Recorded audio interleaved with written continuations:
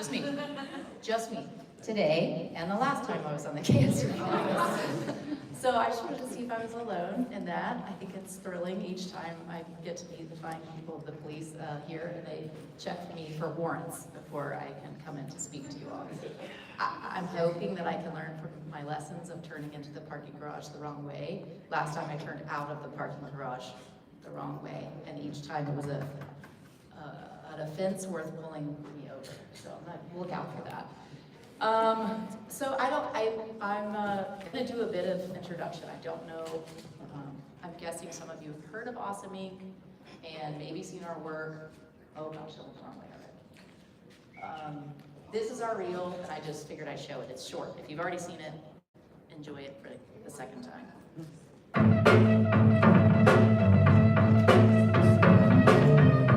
I could buy your life with no excuses if I had a penny for all the rappers that I influence. I know what I bring your mind stupid. You should try to pick on someone that isn't me in the truest.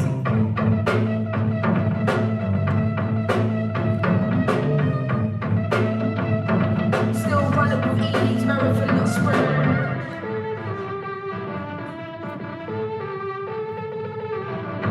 When you know you're dealing with a boss, I'll make winners out of any loss. You can tell I'm really going in. You know when I drop it's problematic. Keep it on the move, I'm never static. I'll go on the move and show you magic. I keep that locked up in the attic.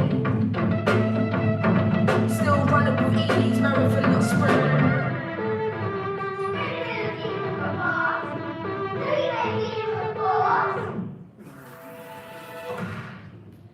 So, very proud. This year, at the end of this year, it'll be 20 years that I've had the studio, which I still kind of can't believe. I stayed in business this long, and I've been making cool stuff this long, and that I'm that old on top of it.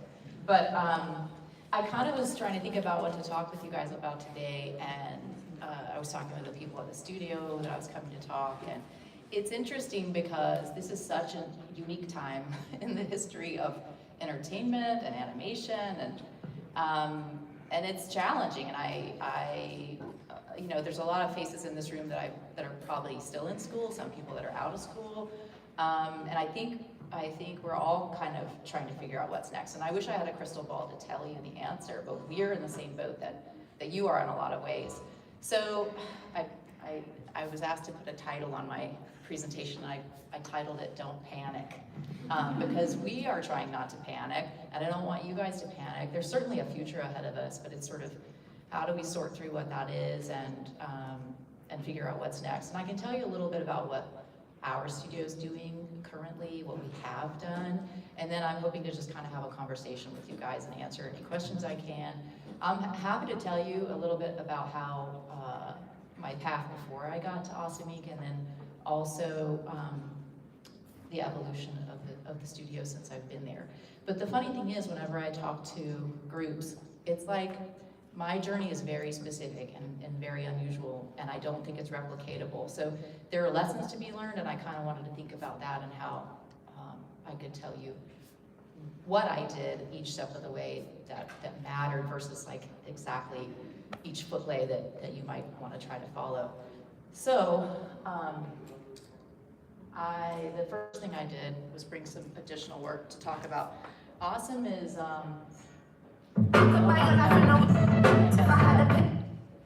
nope, still messed it up. Oh, it's before this. Whoops. Oh gosh, what a mess. There it is. Okay, so we have done a lot of work over the last 10 years for FX, packaging shows, and we've been really lucky to do that. There's two sort of sides of our studio.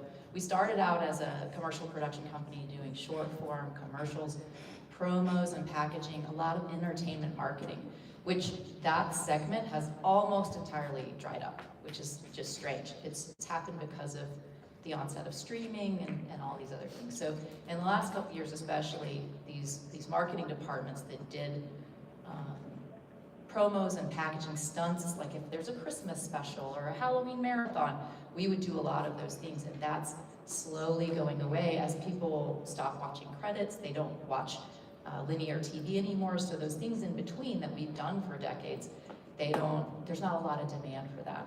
So FX, we've continued to work with them. They stream on Hulu, so whatever we make is on linear FX, and it packages the show, and then it becomes trailers and marketing for the show, outdoor and online and on YouTube and that sort of thing. We value that relationship, but it used to be much broader. We were doing it for many more networks and that sort of thing. This is a package that we did this year for a show called Welcome to Wrexham. And so I thought I'd show you some of this. It's a montage. We do a lot of different elements, lower thirds, an ID sequence, end pages, all these different things. So let's show that. Over the last 4 years, it's been this roller coaster of magic.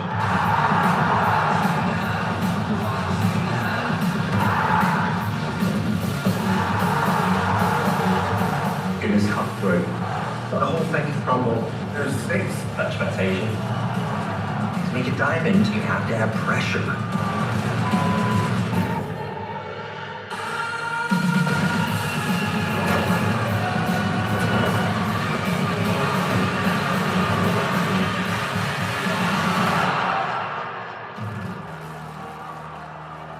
It's the first time I've seen it on a big screen. It's such a cool package, and we loved working on it. And as you can tell, a lot of cell animation. Thank you very much.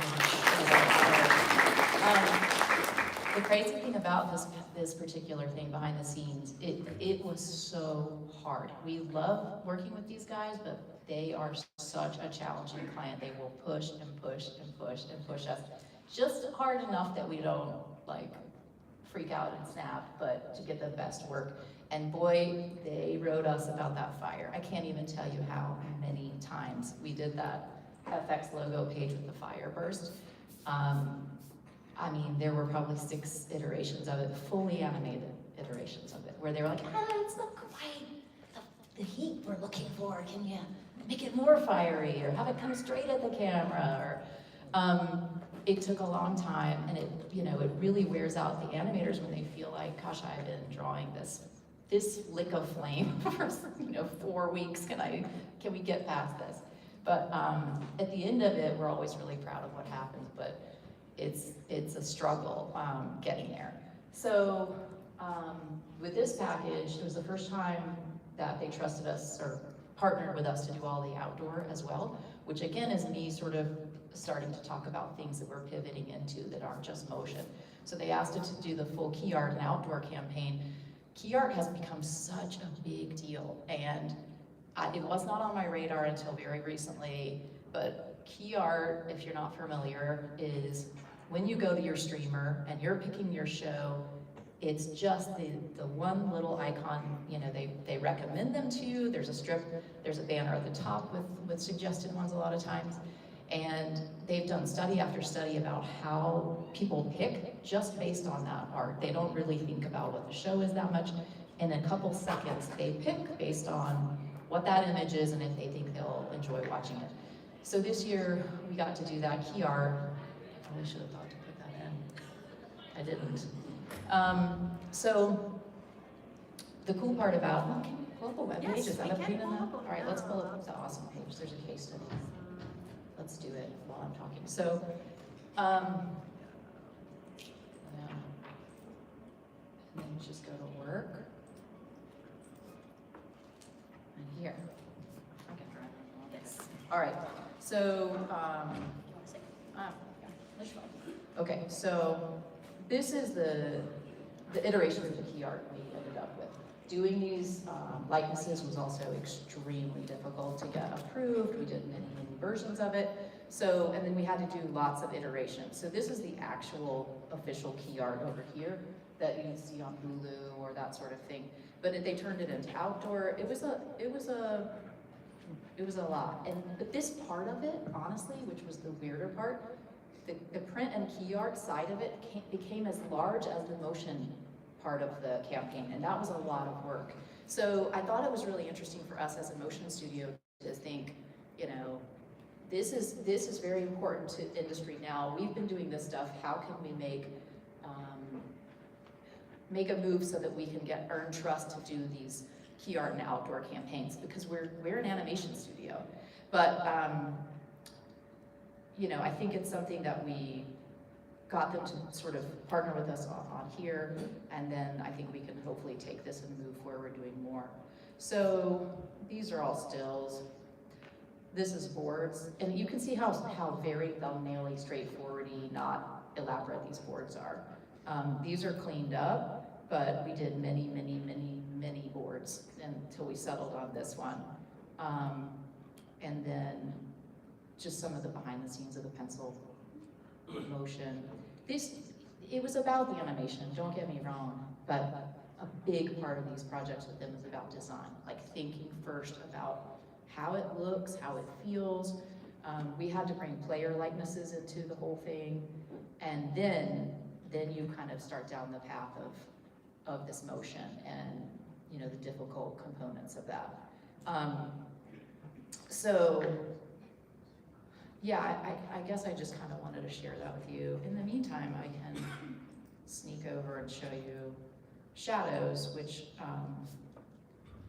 is the last project we did before this one. Similar thing. This one is helpful in the case study because we go through, when we start the phase of the project with these guys, they give us a brief, the log lines for the show, and then we have to come up with concepts against that. And so we pitched separate looks and styles. We pitched this look, we pitched this completely disparate, you know, very different looking style, and then this idea about them riding the subway trains in the city. And in the deck, we had at the end, this is just kind of a lesson, I don't know if you can see that, it's so dark. In the deck at the end, we had some like throwaway fisheye things that we had done. This is the Brooklyn Bridge. I can't see them either. Anyway, we had done these fisheye things, and they were like, we like this one. Can you combine it with something else? So we started combining it into, you know, with different frames and different looks to reach the eventual style. And I can show you this package too, because why not?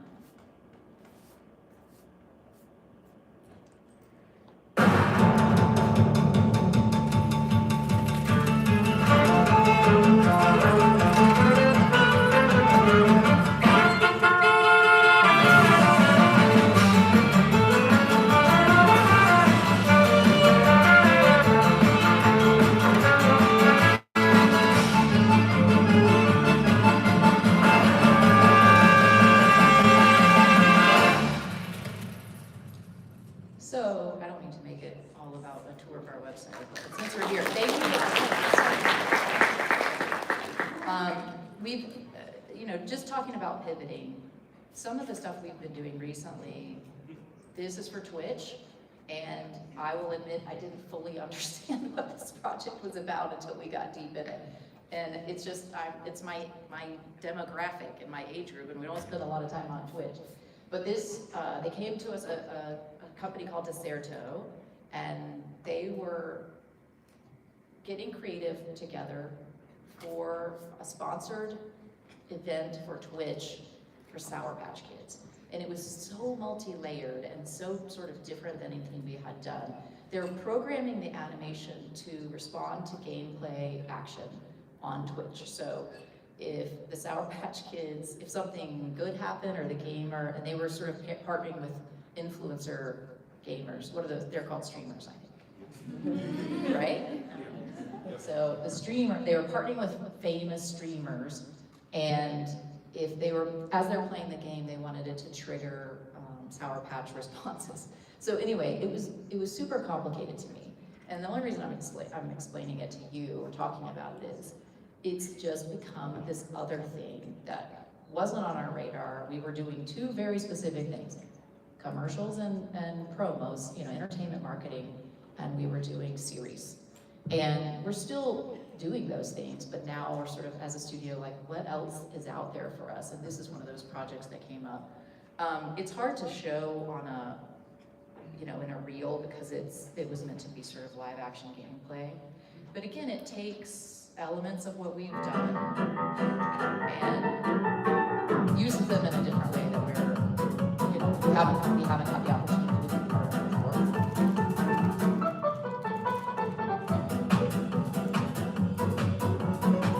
obviously very different than the cell animation we did for those X projects, like super different.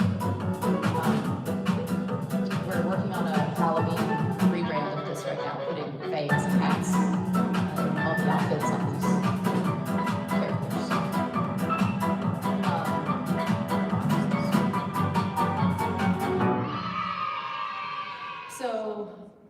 We won't take the tour of the whole website, but basically, the point I wanted to make is like, we just finished a piece for Georgia Natural Gas, and we're working on more digital signage for Georgia Natural Gas right now to be in the Fox Theater and in stadiums and things. Not something we've delved into before, but we're enthusiastic to find places where animation and design can live that aren't necessarily what we've been doing or what we're used to. So, yeah, let's go back here. Okay.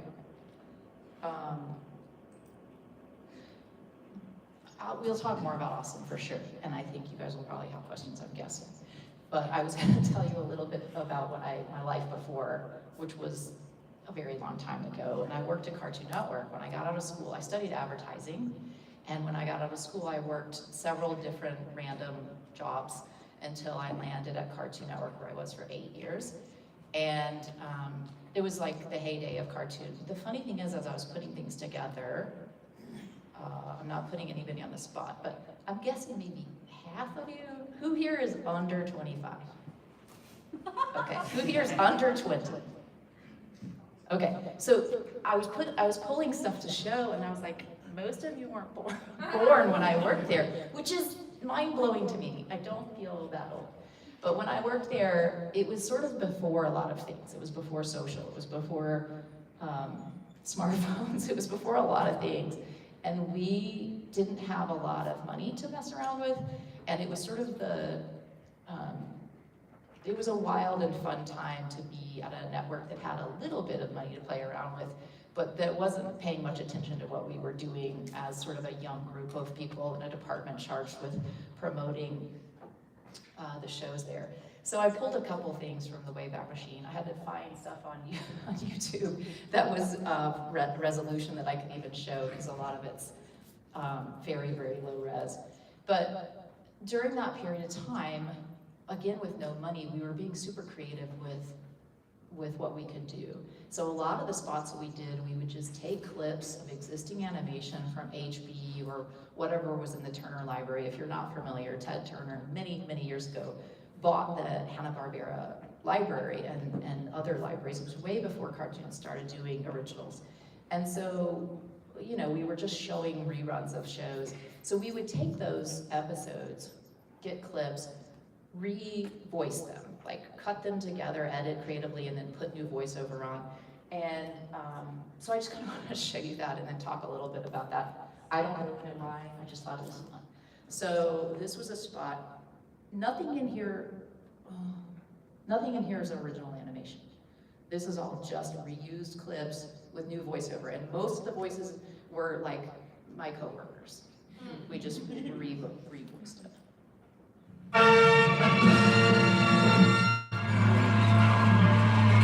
The meeting will come to order. The Legion of Doom is now in session. In a short while, the Brainiac. I was wondering, Luthor, if I could perhaps get a pair of... What we need are a few items to help us in our perfect plan to stop the Super Friends. Cheetah, you have razor-sharp claws. Brainiac, your mind games are deadly.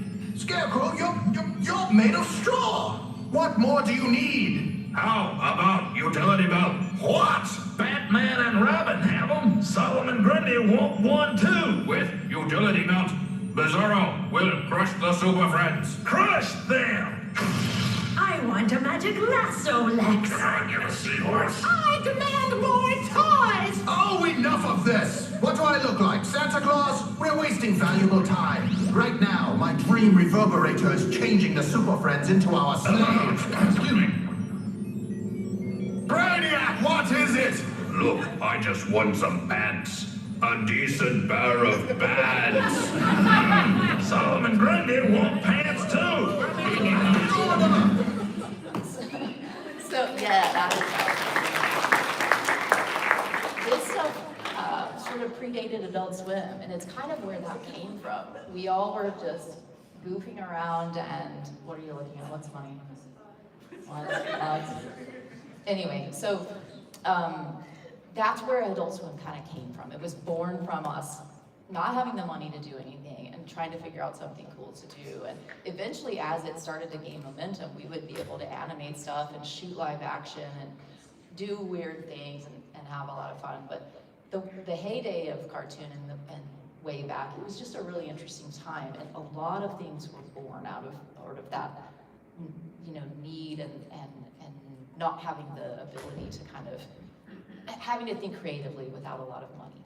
So I kind of wanted to share with you and encourage you to do a little research and looking into that, because I think there's this thought that, you know, you have to have a lot of money to make something super cool, and you really don't, especially now you guys have access to literally everything. And so creativity can come sort of from anywhere. Let's see.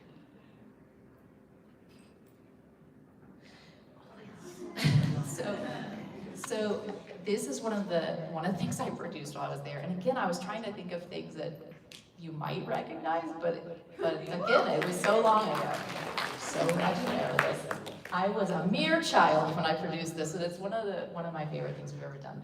The Blair Witch Project was this movie that came out that year, and we were doing a Halloween stunt, and we had this idea to parody it, but it takes so long to do animation. We were like, are we gonna make it? Will it be relevant anymore? All these things.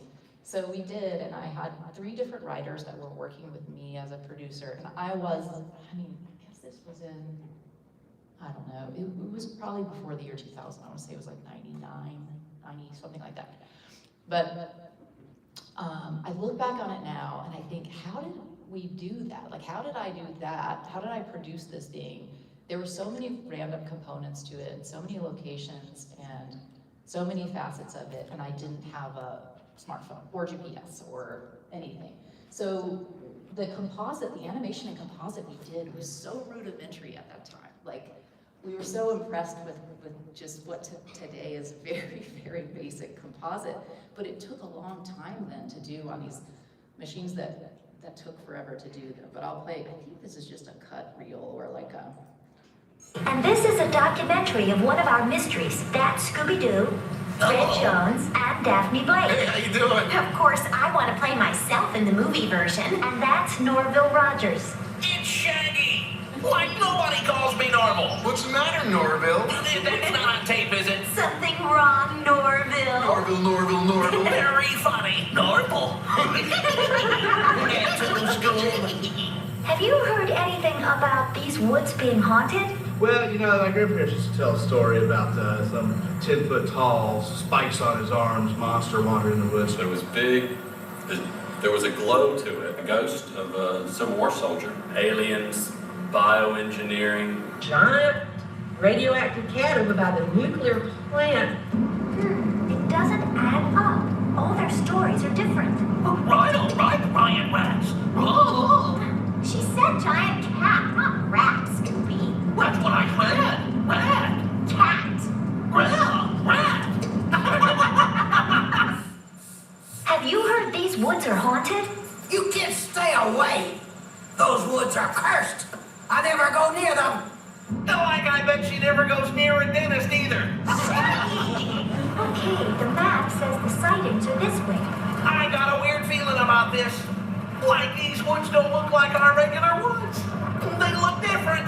What are you talking about? Like, I don't know. Things just look more realistic. Realistic? Come on, guys, it'll be fun. Don't forget, it's my turn to pull off the mask. We're now leaving the van and going into the woods. Hi, Dan. Like, why do we have to always do these things when it's almost dark? Here's the cemetery where the curse in these woods began. Like, that's really fascinating. Why can't we go now? What do you mean? We're gonna camp here. How else can we learn about the curse? Camp here? By a cemetery? Like, I didn't sign on for this. The local legend is that one spooky night in 1773, some local people I can't hear you. I can't trying to put the tent up before it gets too dark, so I'm gonna keep rolling in case that spook appears. We've got to make sure we put the tent tarp on. Now we're putting the stakes up to hold the tent. Will you please put the camera down, Velma? It might be easier without it. Well, I don't want to miss anything. Shut it off! Ah, get your feet out of my face. Who got these snack crumbs in my sleeping bag? Scooby. Oh, it's Raggy. It must be Fred. Maybe it's Daphne. I'm not gonna make us watch the whole thing. I didn't realize how long this was. The thing was that we did multiple parts. These were all bumpers. Always calm, man. I mean, I'm the calm one. I'm calm. What are we gonna do now, Velma? There's no food, no clean clothes. I haven't painted my nails in 2 days. Shh. Did you hear that? Hello? Hello?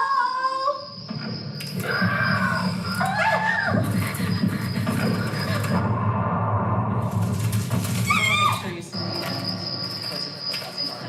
The noises are coming from this house. Like, let's go in the haunted house in the middle of the night. Now I know why you're the smart one. Hello? Hello? Hey, look, a radio. Maybe we're on the news. Like, oh no, not music. We always get changed when there's music. What'd I tell Oh, I hate this part with the doors.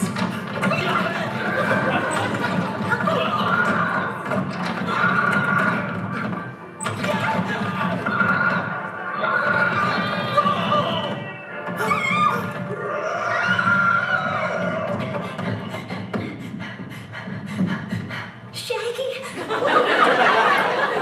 I'm scared, man. Like scared.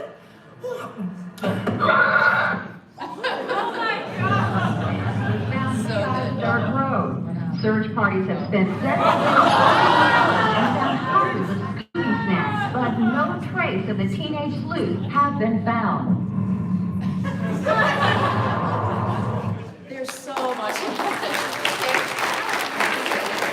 There's so much more to this, and it's so funny, and it would be so funny to show you, but the amount of work was wild. So after that sort of missing thing, we had a fake press conference that we shot, and I don't know why it's so funny to me, but Jay Bastian was the sheriff in it, and the press conference is so funny. Anyway, if you can find it, watch it.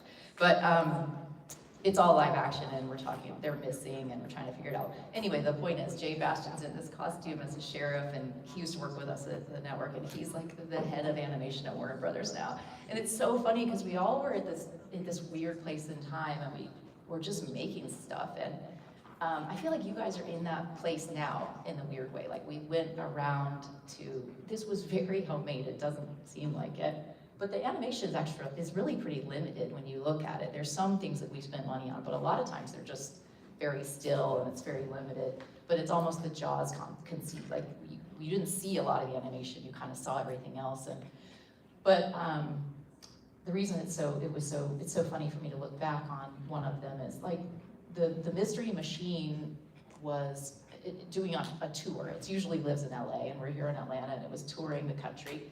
And the closest it was going to get to us was the East Coast, and the easiest date we could get was in Canada. So we had to go up to Canada to shoot the van and all those shots in Canada.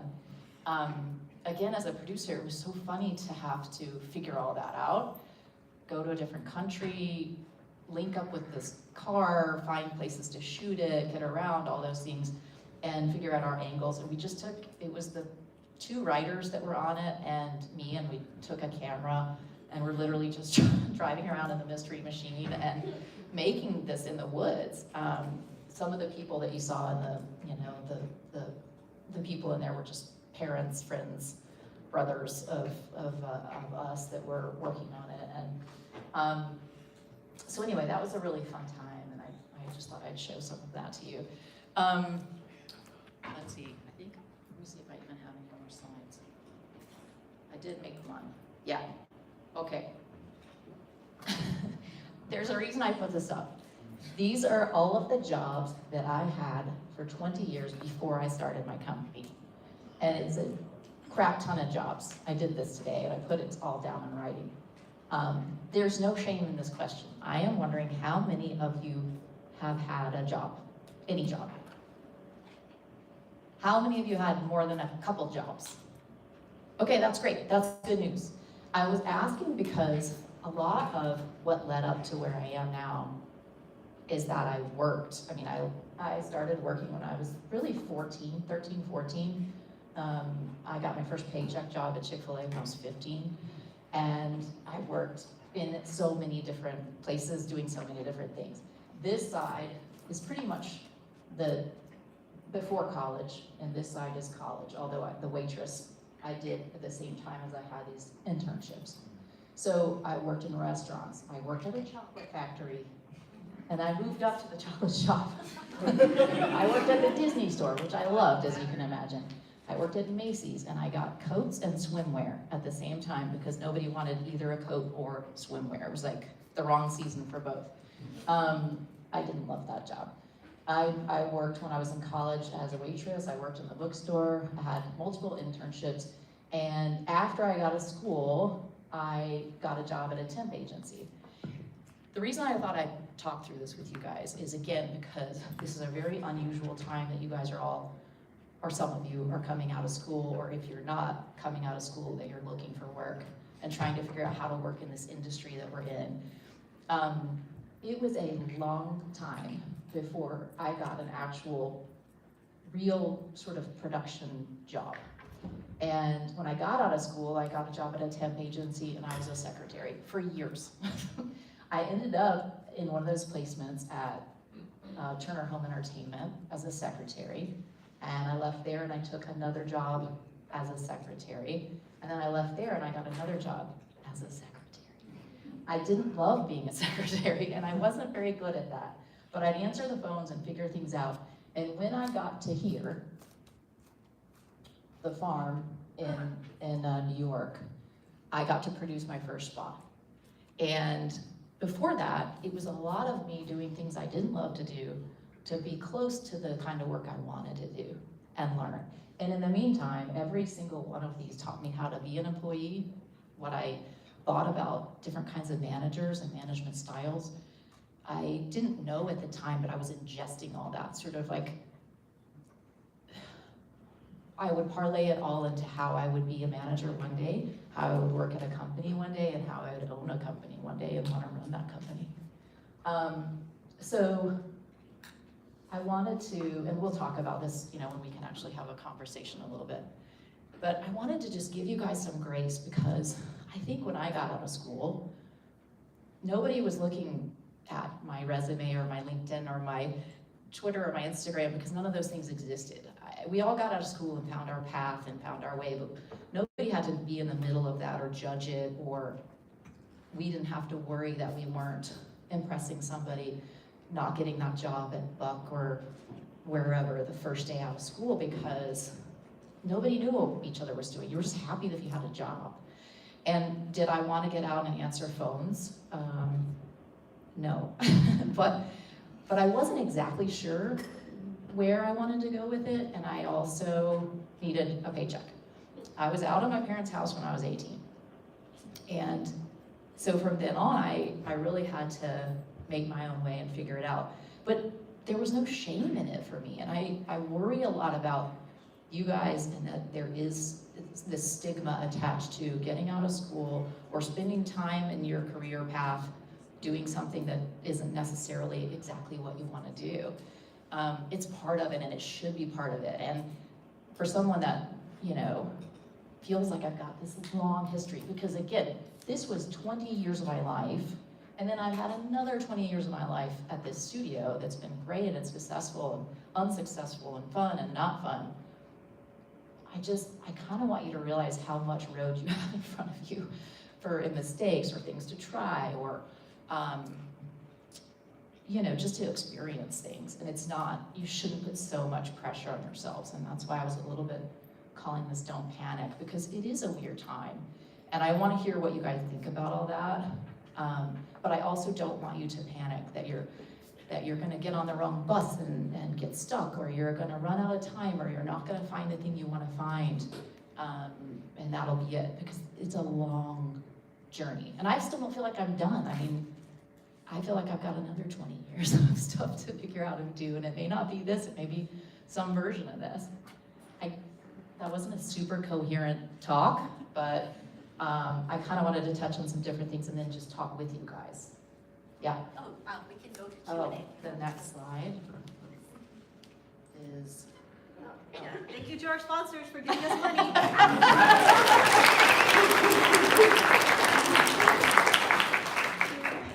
Q&A. So Q&A, if anybody wants to ask a question, let us know, we'll come to you. Okay, and then Fernie will pull in some, and you can also actually vote on it as well too, so we can pull that up. Okay, and Fernie, if you can repeat the questions. Oh, that's a good one. I upvote the first one. Let's All right, talk so about that. Just click on one. click on one. Let's go with the first one. Here we go.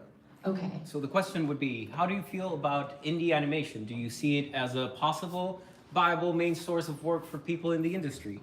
100%, and I'm glad somebody wrote this down because I was going to talk about it with you anyway.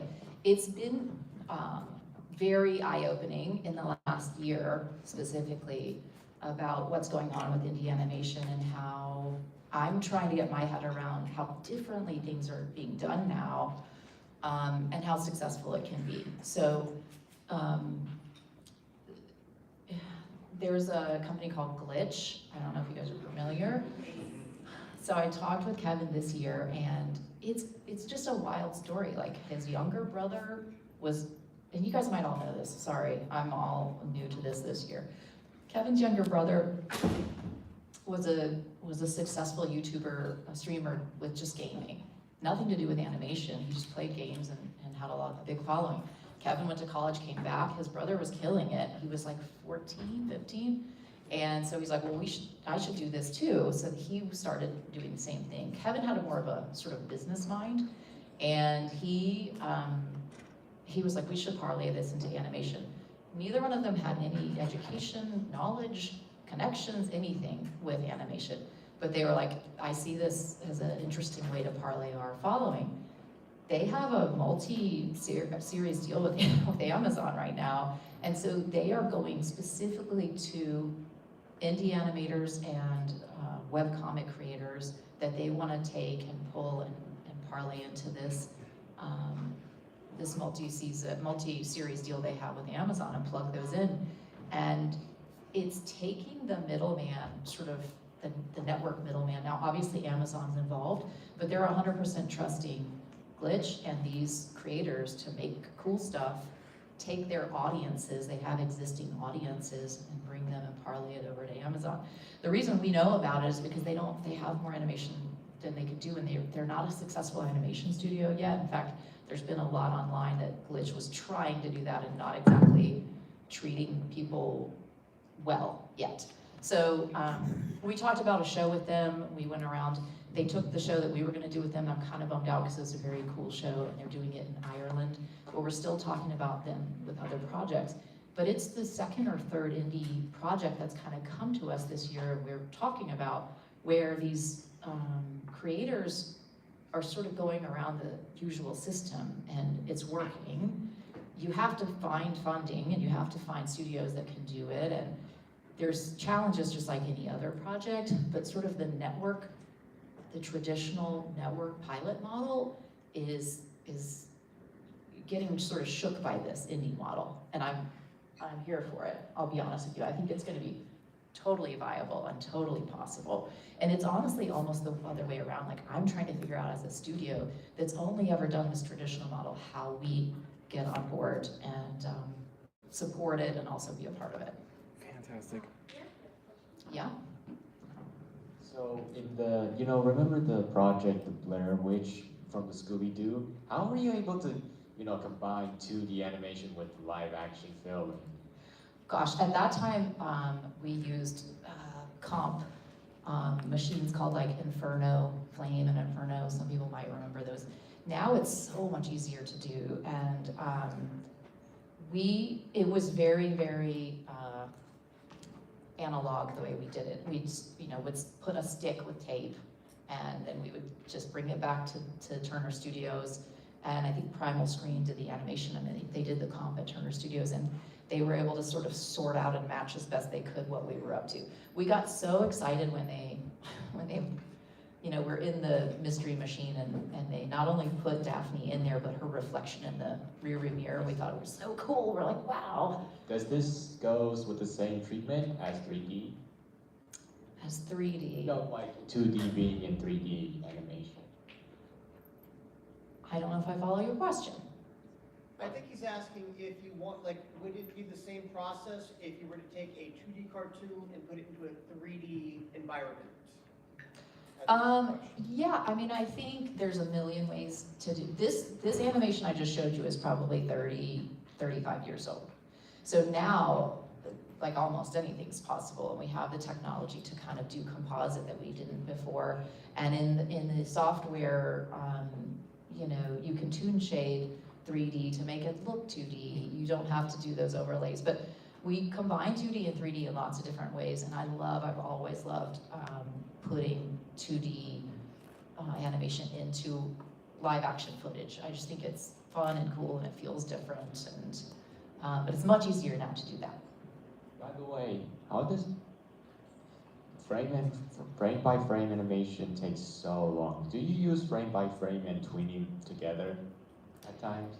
Yes, so the frame by frame you saw for the couple of FX projects we did, a lot of times, we just finished a show that has not aired yet, except for in some pirated spots on 4chan, unfortunately. But we finished a full season of a reboot of Ren and Stimpy, and we traditionally animated that whole show. So we would do keys with certain teams and then pass the tweens to other teams to do the tweening, and that's traditionally how we do rigged animation and cell animation. But there's a lot of talk now about whether or not you'll be able to do your tweens with AI, have motion tweening done, and that sort of thing. We have not gone down that path yet. We're still using human beings, but I think it's becoming more and more possible to do some of that tweening with machines. We'll see how that goes. All right. Let's I'm sorry. Do you mind if we take the next question real quick, because it's really highly upvoted, and I want to make sure we cover it before we. Yeah, appreciate it. Thank you. Next question, the most upvoted question right now. As an employer, what stands out to you in a possible new hire, and one who may be new to the animation industry? So this is a tough one, and it's very broad. You may not think it is, but it's broad because some of you are looking for design jobs, some for animation jobs, from composite, that sort of thing, 2D, 3D. And my answer is probably not going to be what you think. Your portfolio matters, obviously. And when you're coming out of school, you have a lot of work that looks like schoolwork, and it's going to be pretty similar to the other people on your level. If you're new to the animation industry, you're going to have sort of a rudimentary portfolio. But what stands out to us in a possible new hire a lot of times isn't just the work. Are you able to communicate well? And if you don't have those skills, genuinely, please, I beg you, it's a huge deal to work on that. You can be a very talented animator or artist or designer and not find the work you need and not get the work you need and continue with the work you need because your communication skills are not good. And it's totally something that you can learn and work on, and I know it's a different world where you don't have to talk to people as much as you used to in person, but we depend on people that can get things done, be on time, share with us their progress, check in and talk to us about how it's going. And if we have to pull that information out of you, you're not going to be on our radar the next time, and we're not going to recommend you to another studio when they call us, which they do. So a really talented artist, a great portfolio, and someone that's just really excellent at communicating is going to rise to the top, because you're going to be at events like this, you're going to network, you're going to talk to people, you're going to reach out and say, hey, I could use your advice, and then you're going to be top of mind. There are faces in this room, and you know who you are, that I know and I've known we haven't had the opportunity to work together, but we communicate and they check in with me. So when I'm like, gosh, I've been thinking about a boarder, I know, wink, I know who I could call. It's because their communication, you know what I'm saying? Yes, they have to be talented. We could, you know, a lot of times we hire crazy pirates because they're really, really good at animation. But all in all, I think the total package is a great thing. I'm gonna try to answer these quicker because there's so many. Yeah, let's go to back there. Okay.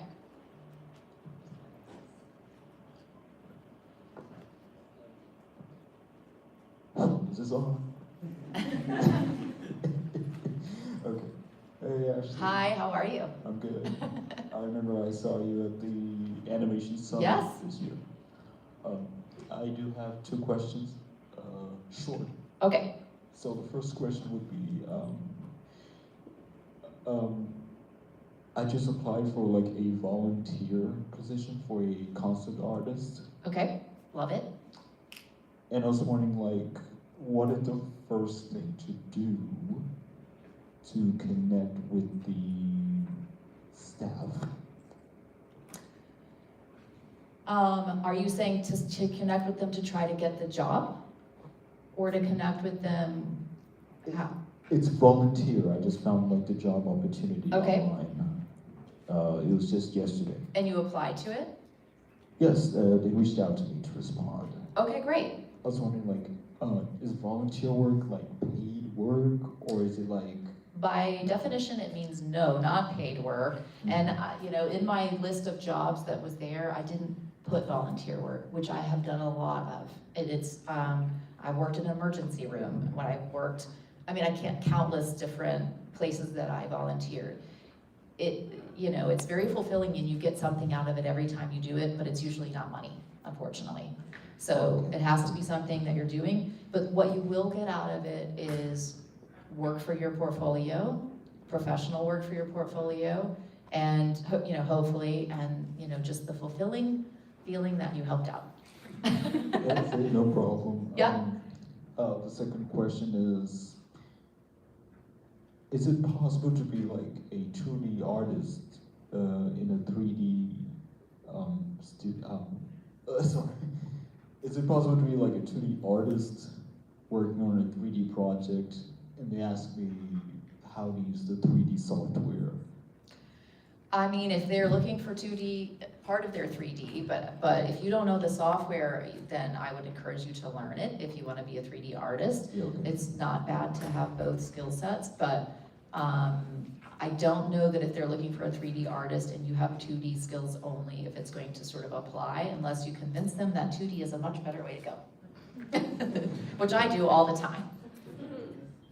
Oh yeah, I'm learning Blender and SketchUp. Perfect, yeah.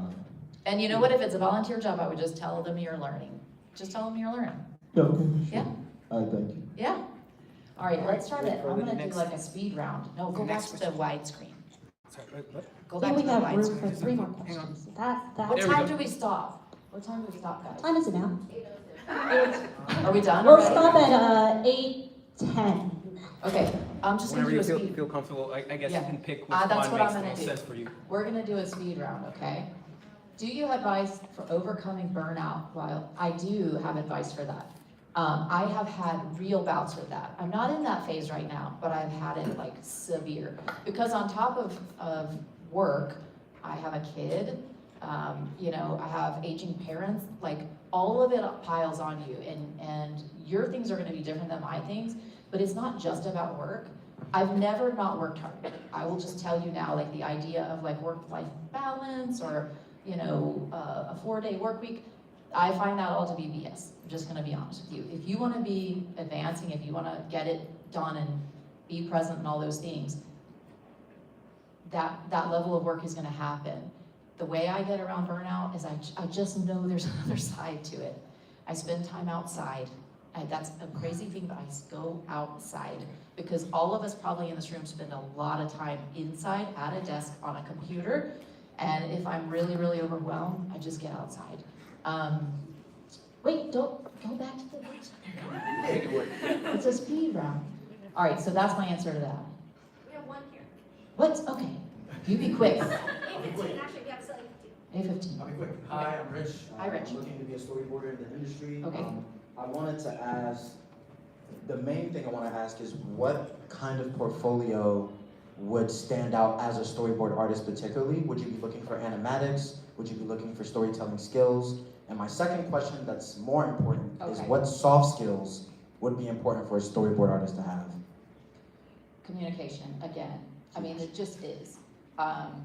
So this is such a huge question, and I always wish I had a better way to answer you guys as far as who stands out and how to stand out and all those things.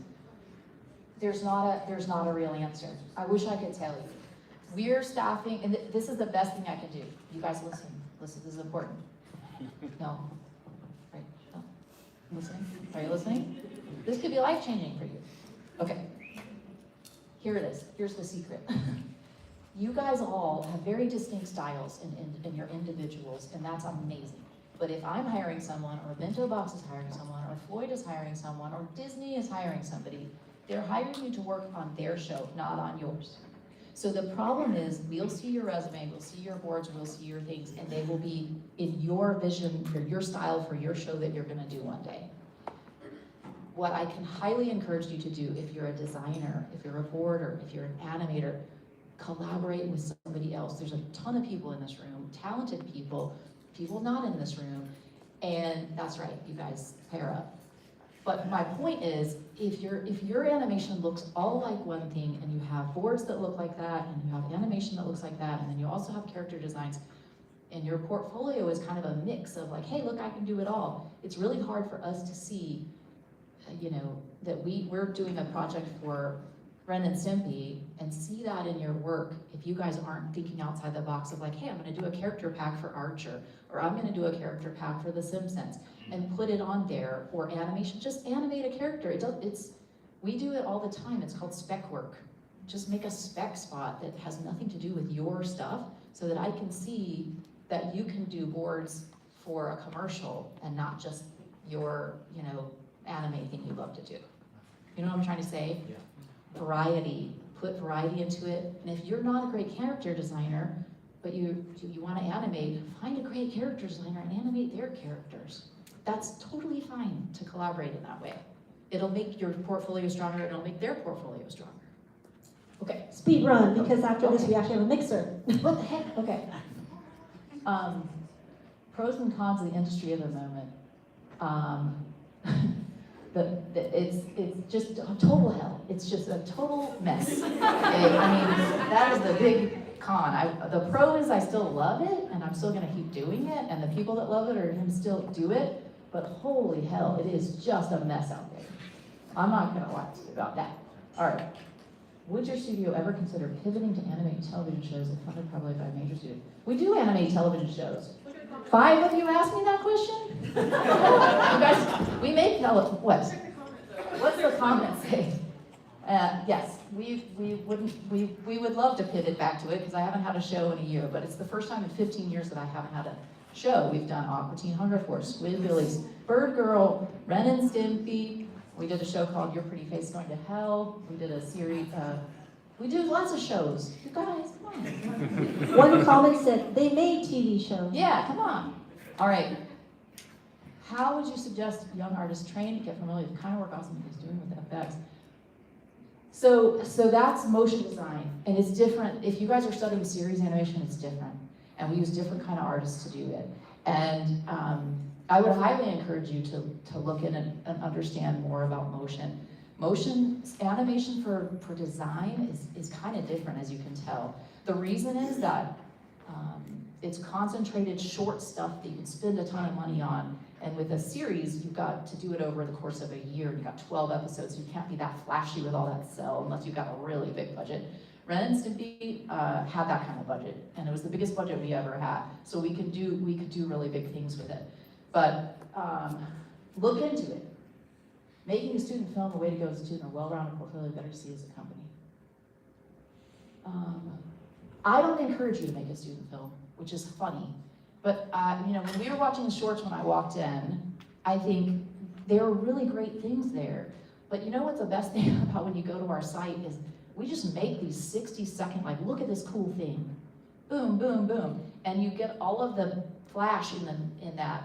You know, if I've got to watch a 10-minute film that you made, I don't, you know, you're not going to keep my attention. Maybe you will, but don't invest your time in making something long. Invest your time in making shorter, more impactful things.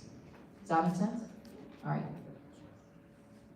Graduates who are feeling hopeless in the industry. I'm feeling hopeless too, but don't feel that way. It's gonna be okay. I'll fully understand why you're feeling that way. Fully understand it, guys. And I'm not gonna sugarcoat it for you. It is a very unusual time. But I am very much the kind of person that's sort of like, just put one foot in front of the other. If you wanna keep doing it, go back to that jobs board I was showing you.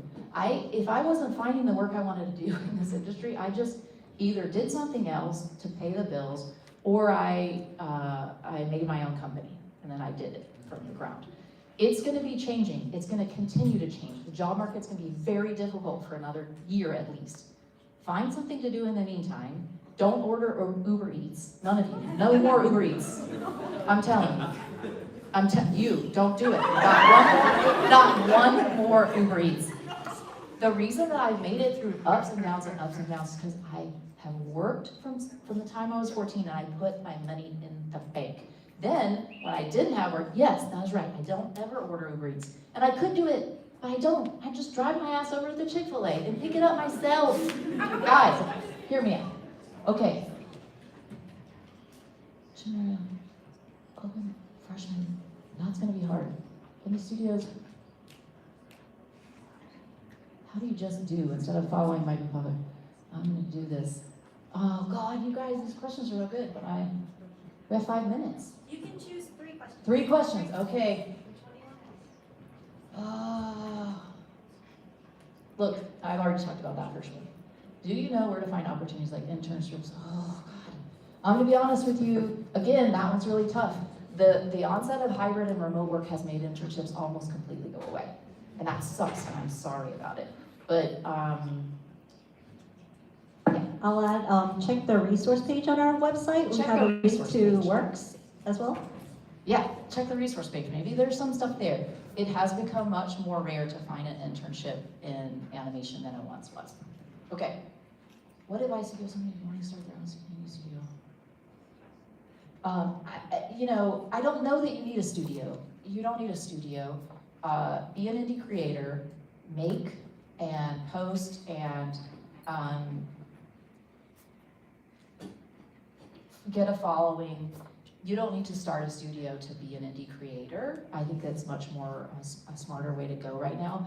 There are so many studios, and we're all fighting with each other for the scraps of work that exists. So I wouldn't encourage you to start a studio right now. It's just not the time. But you can do that. I think I would be a creator that turns into a studio. Great. I'll just go ahead and pick the last You're gonna one. pick the last one, Yeah, okay. the last 2 are for you. So I think this one is a good one. It is, of course, about AI.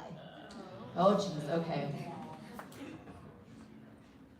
This is a very tough question, and I can be super honest with you and say, concept art, I don't think I would. Concept art is gonna be really tricky. Viz dev is going to still exist, and you still will have opportunities there, but not remotely the amount that you once did. Boarding, I'm not on the page at all about boarding being farmed off to AI. I'd much rather personally see other things go to AI than boards, because, Ren and Stimpy, when we worked on that, it was almost a totally board-driven show. We worked from outlines, not scripts. And the comedy and the gags and the visual stuff came from the boarders and their directors, in a sense. I think there's a lot of misconceptions that boarders are sort of just drawing what's on a page, but it shouldn't be that way. Boarders should be come in it with like a directorial mind. It's not just about thumbnail drawings of characters. But I would be cautious about concept art. I would be cautious about visual effects. I can't predict it, none of us can. But there are things like design. There's still gonna be really talented designers, but now we can take a file and do the character turns completely generated, and we don't need 2 character artists to sit and just do turnarounds anymore. So those kinds of things are gonna change, but Do you want? Yeah. Do you want a tough one to end or an easy one? Tough one. Okay. What are your thoughts on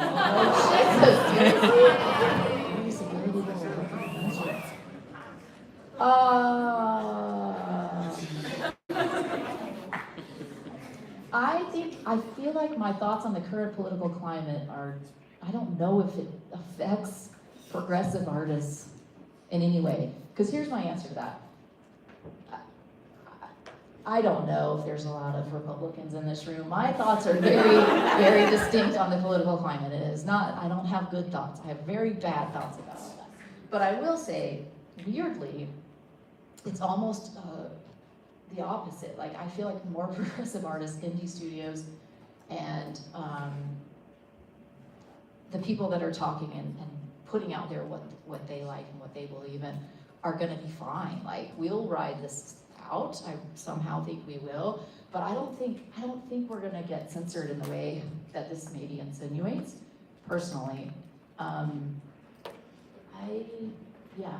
don't know if I'm getting that exactly, but I think more progressive artists have all the chance that any of us have. When I was at Amazon last, talking with their head of development, she was looking for aggressively, she used that word, aggressively raunchy stuff, like weird, different, rude, violent, horror. Like, she was looking for genre work in animation, and I was surprised at it. So I think there's an appetite for it, and people will keep making. Well, thank you, Ashley, so much.